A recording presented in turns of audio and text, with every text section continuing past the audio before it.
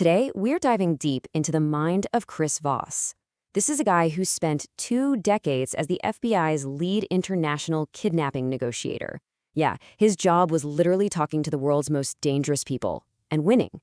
But here's the crazy part. He found out that the same high-stakes techniques he used to save lives can be used by any of us to get what we really want, whether that's a bigger salary, a better deal in a car, or, just getting your kids to go to bed on time. So let's just jump right into the deep end, where he starts with a phone call that changes your entire world. Everything inside you is screaming to panic, to argue, to just do something. But what Voss learned out in the field is that your gut reaction, it's almost always the wrong one. All the conventional ideas about negotiation just completely fall apart when the stakes are this high.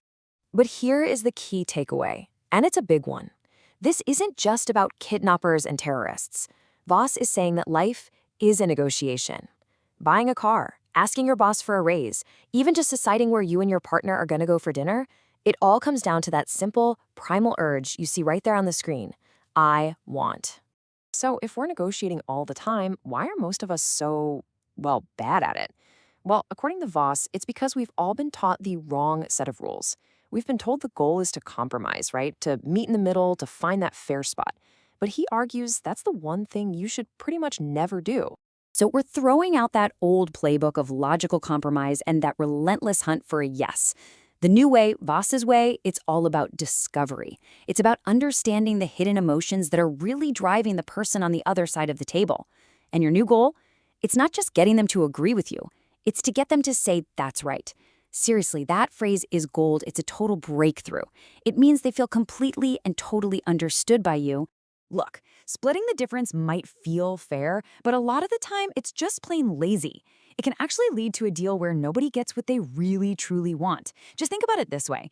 If one person needs the shoelaces from a pair of shoes and the other person wants the leather, what happens if you just cut the shoes in half? Well, both of you end up with something completely useless, and that is compromise.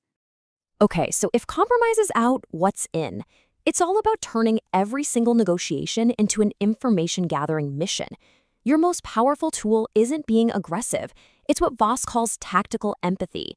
It's basically a superpower. You're listening not to figure out your reply, but to truly understand what is going on with the other person.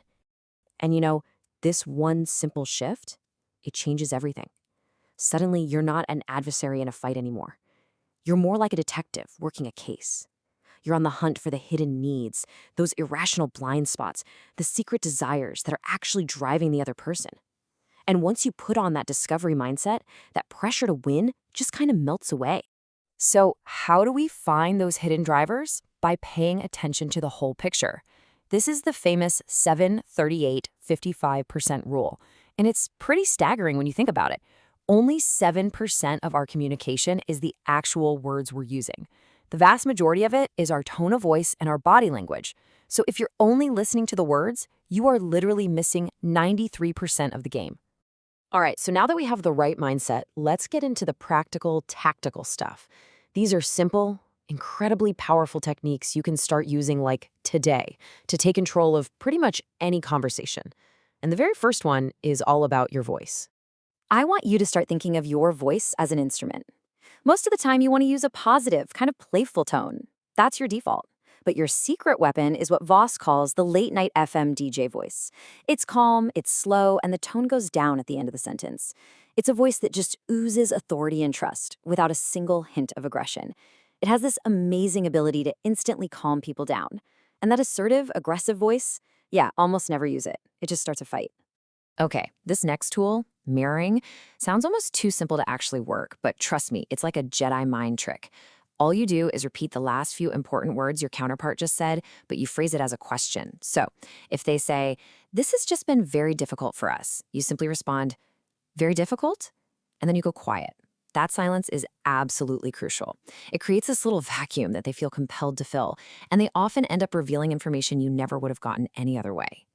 So here's an idea that goes against basically everything we've ever been taught about sales and persuasion.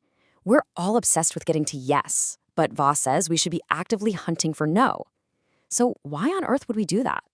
Because saying no doesn't end the negotiation, it starts it. It gives the other person this feeling of safety and control. And once they feel like they can reject your idea without any bad consequences, they relax. And that is when the real conversation finally begins. Okay, let's see how these tools actually work in the real world. Let's forget about hostage shakers for a minute. Let's talk about something I'm pretty sure we've all faced at some point: a stressed out, demanding boss. The demand just lands on your desk and your stomach just drops. Panic sets in. Your first instinct is probably to fire back with, "That's impossible," or to just start listing all the reasons why you can't do it. But that's the old way. That's confrontation. Let's try the Chris Voss way instead. So instead of fighting, you engage. First thing, you pull out that late night FM DJ voice to just bring the tension down a notch. Then you use a simple mirror. "I'm sorry, redo everything by today." Now notice, you're not agreeing, you're not disagreeing, you are simply reflecting their words back at them. And then, here comes the most important part. You just pause. You say nothing. And what happens in that little pause is kinda magical. Your boss, now forced to explain their own demand, might actually realize it's unreasonable. They might say something like, "Well, not everything, just focus on the executive summary for now." You see, you haven't said no, you haven't fought back at all, but you have completely changed the outcome of the entire situation. And all of this brings us to the final and maybe the most powerful mindset shift in the entire book. It completely redefines what power even means in a negotiation. See, it's not about seizing control, it's about strategically giving it away. This right here is the heart of the entire strategy. When people feel like they're in control, they let their guard down, they feel safe, and they become way more open to your ideas because they start to believe that those ideas are actually their own. Now, this isn't manipulation, it's guided discovery. And your absolute best tool for creating this illusion is the calibrated how question. So when your boss makes that impossible demand, instead of saying, "I can't do that," you ask, "How am I supposed to do that?" This is brilliant because it gently transfers the problem over to them. It makes them your partner in solving the problem and forces them to think through the logistics of their own request, guiding them toward a solution that actually works for you. And at the end of the day, this all comes down to one thing: ego. You have to be willing to let yours go. True mastery in negotiation isn't about being right, and it's definitely not about getting the credit. It's about coaxing, not defeating. So let the other side feel like they won. Let them think your solution was their brilliant idea. All you should care about is the final outcome. And that really is the big idea from Never Split the Difference. It leaves us with a really powerful question for our next meeting, our next disagreement, our next conversation with our kids. Are you going to go in there trying to win the argument, or are you going to go in and try to orchestrate the discovery?